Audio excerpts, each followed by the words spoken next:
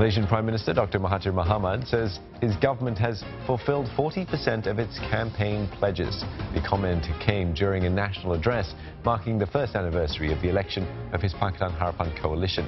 Dr. Mahathir is confident of fulfilling all of the pledges by the end of his government's term in office. And for more on that story, let's cross over to Ibrahim Suffian, Program Director with opinion research firm Merdeka Center. He joins us from Kuala Lumpur. Ibrahim, firstly, Prime Minister Mahathir focused on his government's fight against corruption. Is this enough for a year's work, though? Thanks for having me on.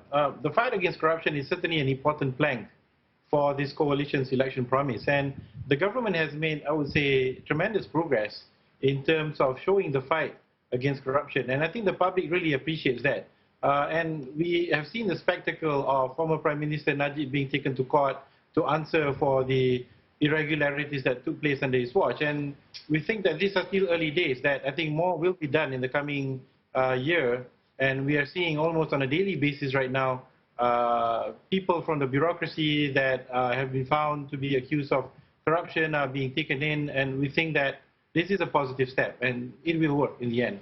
All right, but that's the focus on corruption. Dr. Mahathir said that, electoral promises will be delivered by the end of his government's term. So is this possible given the time frame, though?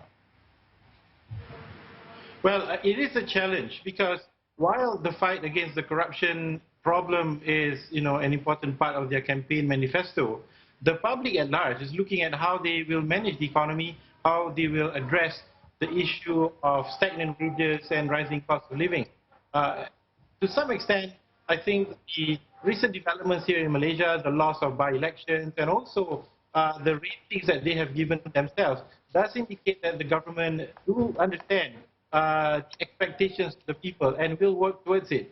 If we look at the speech that he gave out today, the government underlined certain thrusts, 7 thrusts, a big part of which is centered on growing the economy.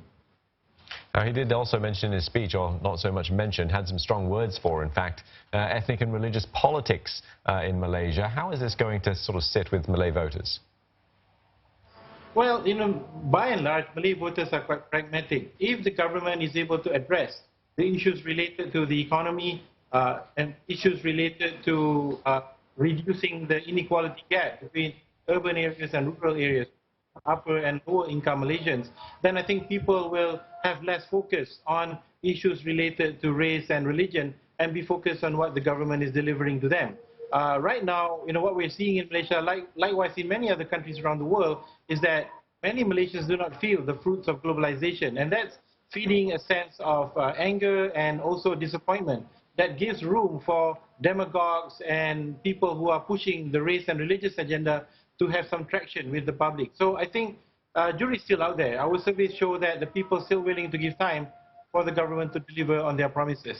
All right, you mentioned that, after this talk of corruption, he's going to move on to the economy. But how is he going to raise wages? How is he going to fulfill one of the manifesto, which, the people are currently just very unhappy, something so simple as the car tolls, that he can't even, seem to remove that? Well, there are a number of issues with respect to the economy. I think number one, biggest area is creating jobs for younger Malaysians that are entering into the workforce. Very high expectations, and the younger generation was one of the key segments that enabled Pakatan Harapan to win in 2018. So he really has to deliver to them. And I think what this calls for is a rethinking about the Malaysian labour policy. This particular item is not really spelled out clearly in the speech or the address that was given out today, but I think it's in there somewhere between the lines, because it means reducing reliance on cheap foreign labour, investing more in technology, embracing Industrial Revolution 4.0, as well as big data analytics, which means that they need to upskill Malaysians so that they can get better wages through higher value-added jobs. So he has to create the infrastructure for that. Okay, one last question for you, and it's one that gets asked often about the timetable to hand over power to Anwar Ibrahim. Any thoughts on that? Well, I think the succession between Dr. Mahathir to Anwar Ibrahim is something that many people like us here in Malaysia are also asking.